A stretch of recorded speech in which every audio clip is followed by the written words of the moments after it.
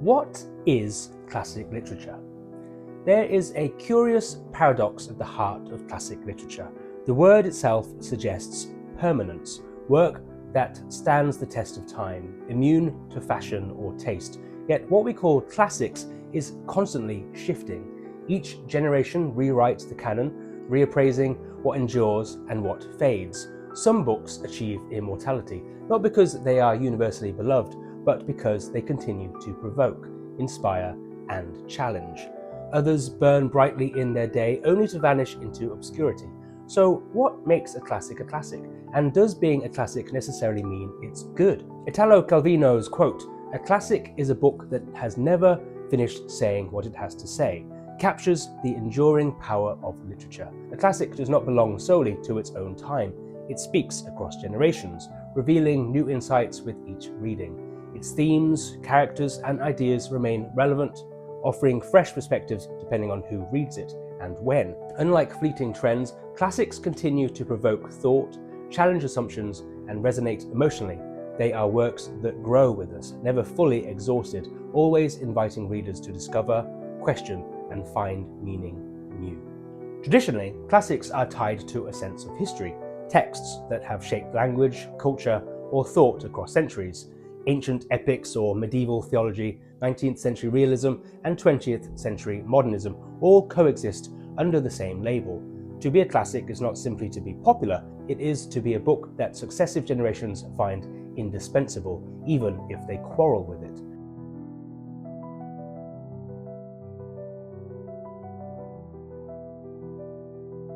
Today, I will be celebrating 20 works that reveal the range of what classic literature can mean. 10 universally acknowledged pillars of the canon, followed by 10 lesser known or maybe undervalued gems that deserve recognition. Together, they show us that the life of literature lies not only in its monuments, but in its rediscoveries.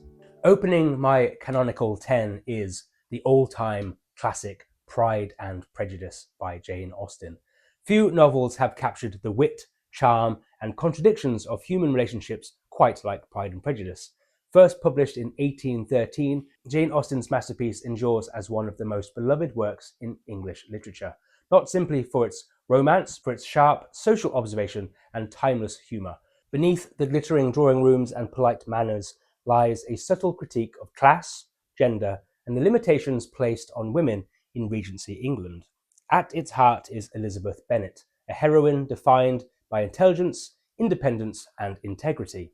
Her evolving relationship with the proud yet honourable Mr. Darcy offers both emotional depth and moral growth, reflecting Austen's understanding that love must be built on respect and equality. I would say that the story's enduring power comes from its perfect balance between irony and sincerity, social satire and deep feeling. Austen's precise, elegant prose still feels modern, her dialogue sparkling with life and layered meaning. Each rereading reveals new insights into character and human nature. Pride and Prejudice endures because it is more than just a love story. It is a study of self-knowledge, societal pressure, and the universal desire to be truly understood. Over 2 centuries later, its wit, wisdom, and warmth remain undimmed. My second pick is Jane Eyre by Charlotte Brontë. Charlotte Bronté's Jane Eyre remains one of the most enduring and emotionally charged novels in the English canon, a story that blends romance, mystery, and moral integrity into a deeply human journey of selfhood. At its centre is Jane, an orphaned girl who overcomes cruelty, poverty, and isolation to claim her place in the world on her own terms. Bronté's novel was revolutionary for its time.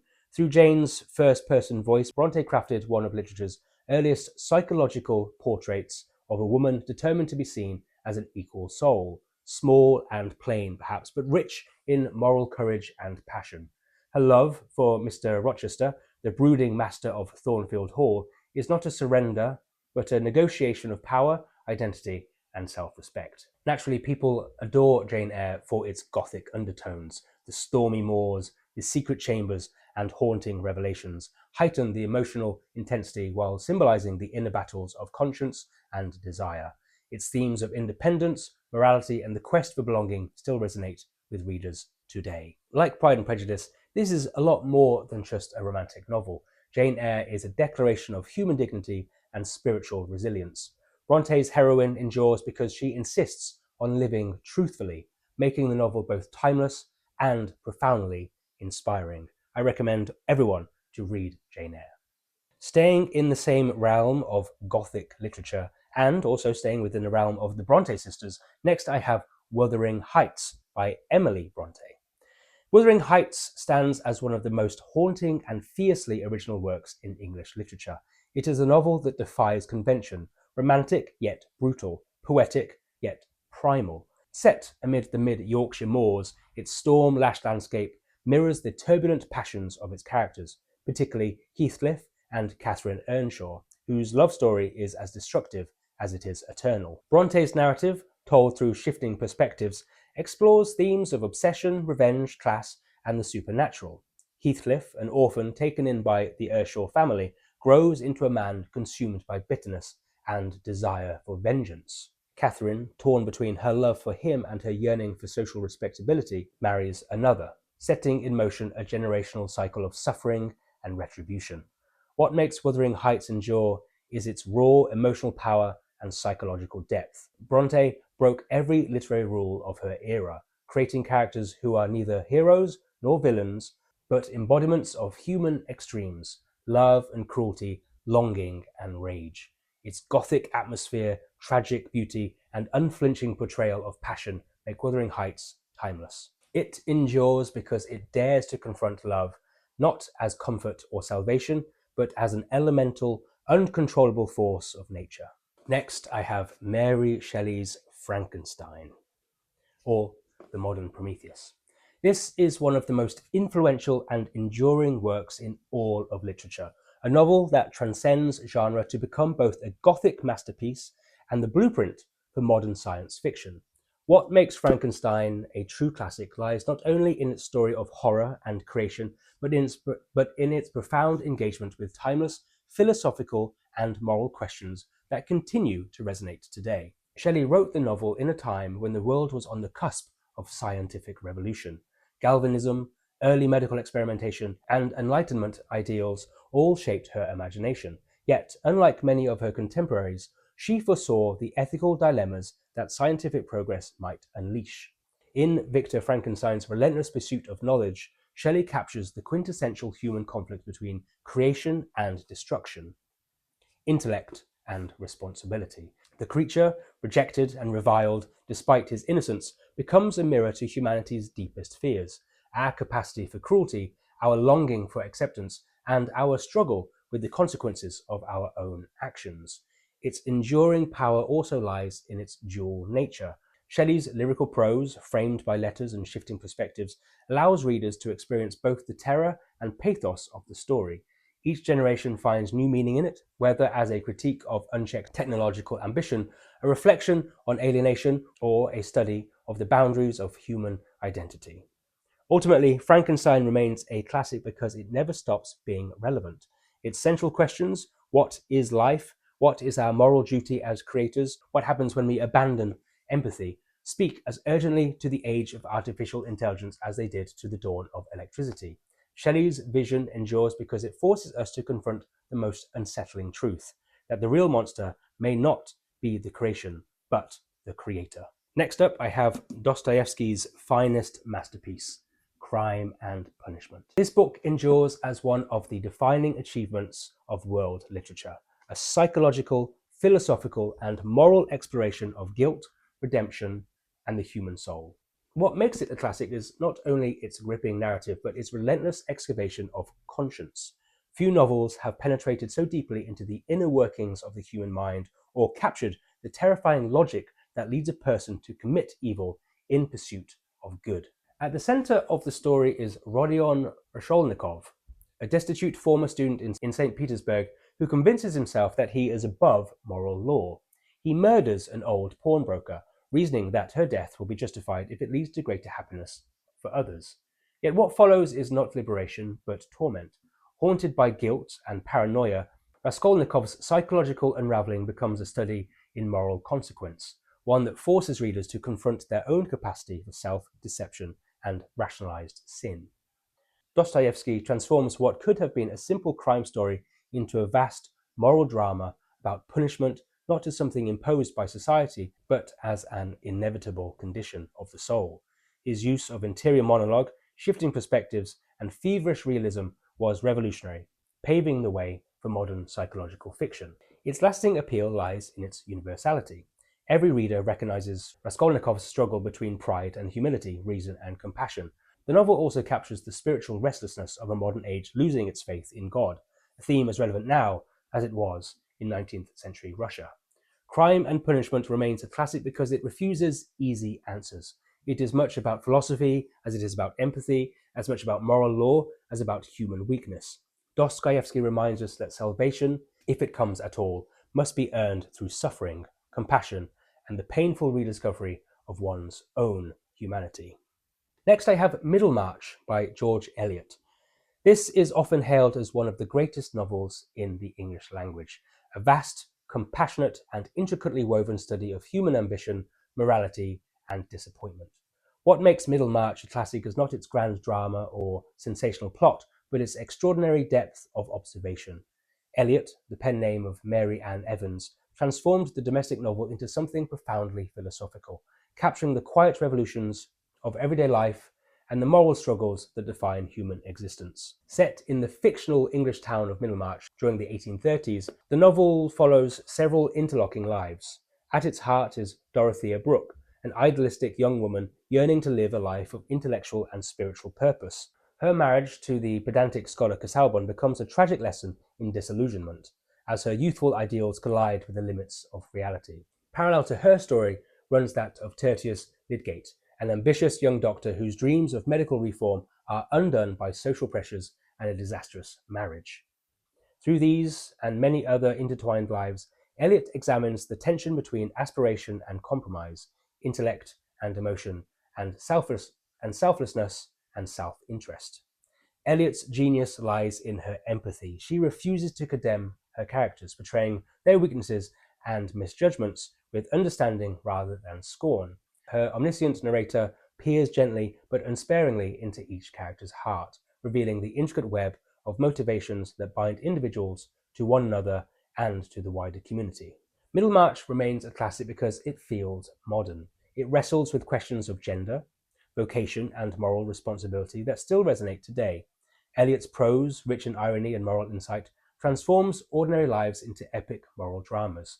In the end, Middlemarch endures not for its grandeur, but for its truth, that even the smallest acts of goodness and courage can reverberate through the quiet fabric of the world.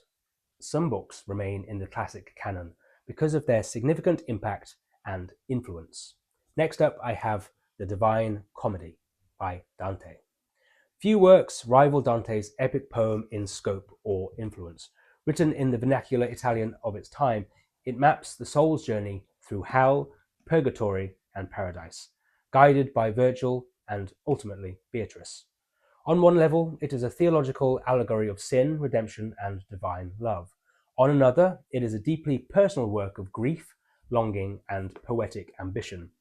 The vivid imagery, the frozen lake of traitors, the whirling lovers, the radiant spheres, has inspired art for centuries.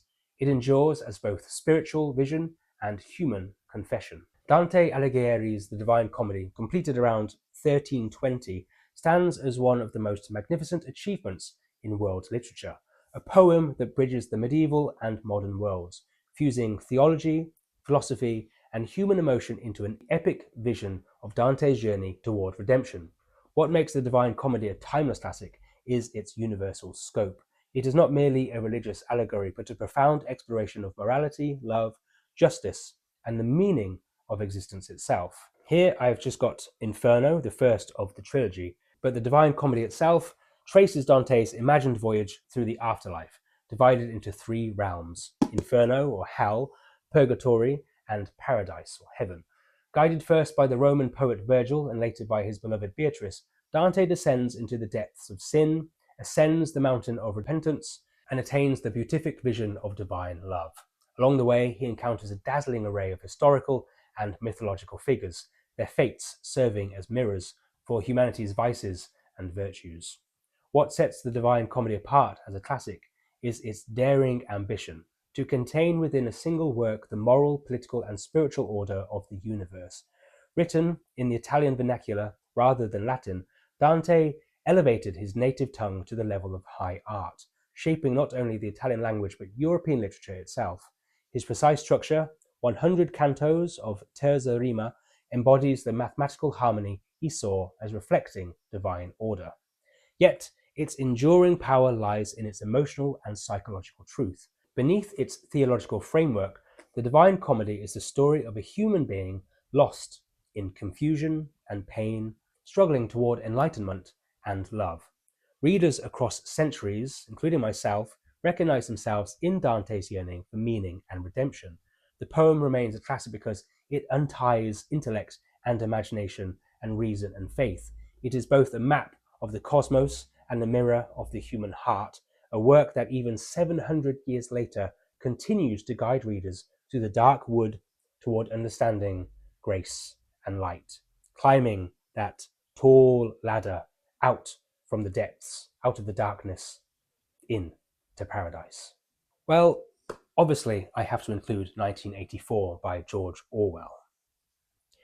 1984 remains one of the most powerful and prophetic novels ever written, a chilling vision of a world where truth is manufactured, individuality is crushed, and even thought itself is policed. What makes it a classic is not only its terrifying portrayal of totalitarianism, but its enduring relevance. More than 70 years after its publication, it continues to define how we understand surveillance, propaganda, and the fragility of freedom. Set in the dystopian superstate of Oceania, the novel follows Winston Smith, a low-ranking worker at the Ministry of Truth, whose job is to rewrite history to fit the party's ever-changing narrative. The party, led by the omnipresent figure of Big Brother, controls every aspect of life, language, memory, and even emotion.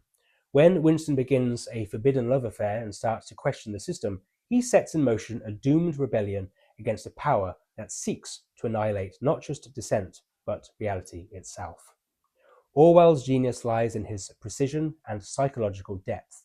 His invention of newspeak, a language designed to eliminate subversive thought, and the concept of doublethink, the ability to accept two contradictory beliefs at once, remain strikingly relevant in an age of misinformation and ideological manipulation. The world he imagines is not confined to a specific time or regime.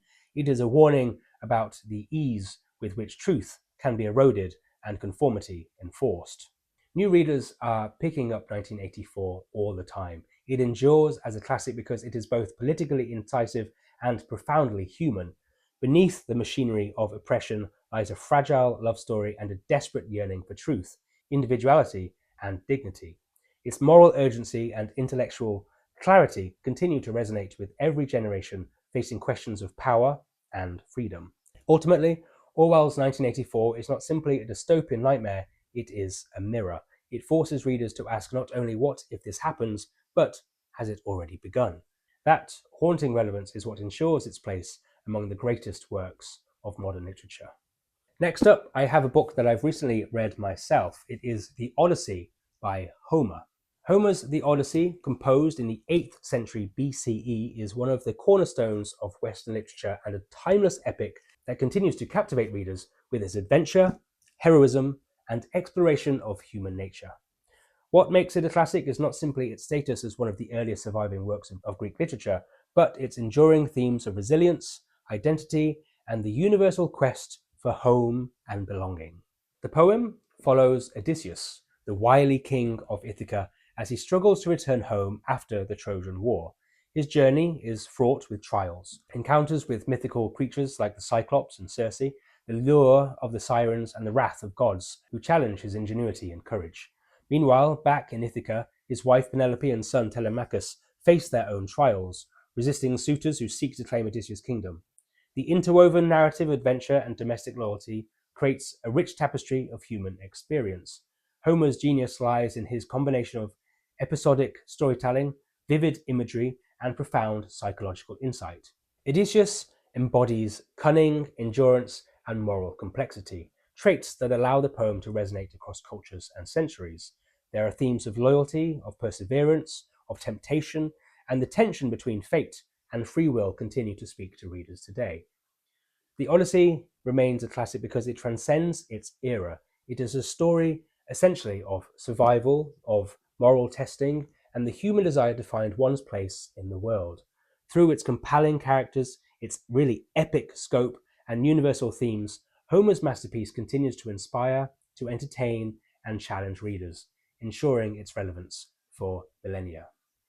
I needed to include Dickens, of course, and it was hard to pick exactly which one. There are so many great ones. But ultimately, I've gone with Great Expectations. Charles Dickens's Great Expectations is one of the most celebrated novels of Victorian literature and remains a timeless exploration of ambition, of social class, and personal growth. If you discuss classic literature with anybody, it is likely that the name Charles Dickens is going to come up. And for anyone interested in maybe entering into the world of classic literature, I think Charles Dickens is a great author to start with. And what makes Great Expectations a classic is Dickens's extraordinary ability to combine vivid storytelling with deep psychological insight, creating characters and moral dilemmas that resonate across generations. This novel follows the life of Pip, an orphan raised by his stern sister and her kind-hearted husband, Joe Gargery. Pip's chance encounter with the reclusive Miss Havisham and her beautiful, aloof ward, Estella, ignites his desire to rise above his humble beginnings. When an unexpected benefactor provides him with great expectations, Pip journeys to London, embracing the allure of wealth, status, and refinement. Along the way, he confronts the illusions of social ambition, the corrupting influence of pride, and the enduring power of loyalty, love, and conscience. Dickens's genius lies in his richly drawn characters and his social critique. From the grotesque yet tragic Magwitch to the eccentric Miss Havisham, each figure embodies human folly and resilience. Dickens also paints a vivid portrait of Victorian society, exposing the inequalities, moral compromises, and hopes that shaped everyday life. Great Expectations endures because it is both a coming-of-age story and a profound study on character, choice, and redemption. Pip's journey from naivety to self-awareness mirrors the universal human struggle to reconcile ambition with integrity. Dickens's timeless themes, compelling plot, and unforgettable characters ensure that Great Expectations continues to captivate readers, offering both entertainment and enduring moral insight. So those were my canonical 10 classic books that are the cornerstones of classic literature. But there are so many to choose from that I couldn't really just limit it to 10. And there are 10 other ones that feel a little bit more fresh, that might be a little bit less known. First up is The Leopard by Giuseppe Lampedusa. This is a book on change and mortality. This Sicilian novel portrays Prince Fabrizio as he watches his aristocratic world fade during the Italian unification. Its lush descriptions and elegant tone reflect the inevitability of decline. If we want things to stay as they are, things will have to change. It endures as a melancholy masterpiece about history's inexorable tide. Next, I have Stoner by John Williams. I urge everybody to read this book. It's an absolute masterpiece. Go get it today. This quiet novel about an unremarkable academic career became a cult classic decades after its release. William Stoner's life, marked by failed love, professional frustrations, and small acts of integrity, reveals the dignity of ordinary existence. There are themes of perseverance, of disappointment, and quiet endurance give it an understated but devastating power. Next up, I have one of my all-time favorites. This is Master and Margarita by Mikhail Bulgakov. Written in the 1930s and published in 1967, this is a dazzling mix of satire, fantasy, and theology. This novel introduces the devil visiting Soviet Moscow, causing havoc while exposing hypocrisy. Interwoven is the story of Pontius Pilate and Jesus Christ. It is absurd, it's profound, and it is subversive, critiquing tyranny while affirming the power of art and love. Its surreal humor and philosophical depth make it endlessly rereadable. And of course, as it says here in Russian, manuscripts don't burn. Next up, I have The House of Mirth by Edith Wharton. Wharton's tragic heroine, Lily Bart, is torn between love and social ambition in New York's Gilded Age. The novel critiques a society that prizes wealth over integrity while showing the vulnerability of a woman caught within it. Its blend of sharp social observation and deep compassion ensures its place among the greats. If you made it this far and you're still thinking, well, where is Tolstoy? Here he is, and I have chosen The Death of Ivan Ilyich. this book will break your heart. It is actually a novella. It's in a book of short stories here. A story that confronts mortality with unsparing clarity. Even Ilyich, a judge who has lived conventionally, faces death and realizes the emptiness of his choices. Its themes of denial, fear, and spiritual awakening are universal. Short but profound, it forces readers to confront life's ultimate question: how should we live? My next choice is Things Fall Apart. This classic reframes the colonial encounter from an African perspective. Okonkwo, a proud Igbo warrior, resists both personal weakness and the incursion of European missionaries. The novel portrays tradition, masculinity, and cultural upheaval with tragic power. It endures as both literary achievement and political necessity, reshaping how global literature is read. Next I have Fernando Pessoa's The Book of Disquiet. More fragment than narrative, this Portuguese masterpiece captures the melancholy reflections of Bernardo Soares, a clerk who dreams, muses, and despairs. There are themes of solitude, identity, and the absurdity of life that make it a modernist monument. Its aphoristic style resonates with contemporary readers drawn to introspection and fragmentation. I've also chosen The Prime of Miss Jean Brodie by Muriel Spark. Spark's concise, ironic novel depicts the charismatic Edinburgh teacher whose influence over the Brodie set is both inspiring and dangerous. There are themes of authority, manipulation, and loyalty. These are all handled with sharp wit. Its enduring appeal lies in Spark's elegant prose and the moral ambiguities she refuses to resolve. Next I have Thomas Mann's The Magic Mountain. Set in a Swiss sanatorium, Mann's novel becomes an allegory of pre-war Europe, where debates about time, illness, and ideology play out among the patients. Its philosophical density is balanced by its atmosphere of suspended time. It remains a monument of European modernism, rewarding readers who surrender to its meditative pace. Next I have Invisible Man by Ralph Ellison. Ellison's novel, not to be confused with H.G. Wells, follows an unnamed African-American narrator through experiences of racism, invisibility, and identity, blending realism, surrealism, and jazz-like improvisation. It confronts America's racial history with both anger and artistry. Its enduring power lies in its blend of narrative energy and moral urgency. So there we have it. Those are my top 20 choices, making an argument for what classic literature is. What unites these 20 works is not uniform greatness, but resilience. Some are beloved, others contested. Some were slow to find an audience, others immediate sensations. But all have continued to live, to generate conversation, to speak across time. A classic, then, is not necessarily the best, but necessary. A book that each age finds it must reckon with. To read classics is to join a conversation that stretches across centuries.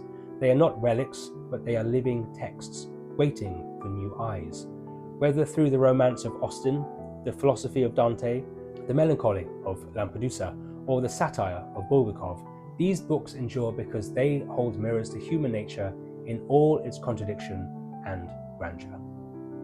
Thank you again for watching another of my videos. Make sure to please like and subscribe to my channel to enjoy more video essays and reviews coming soon.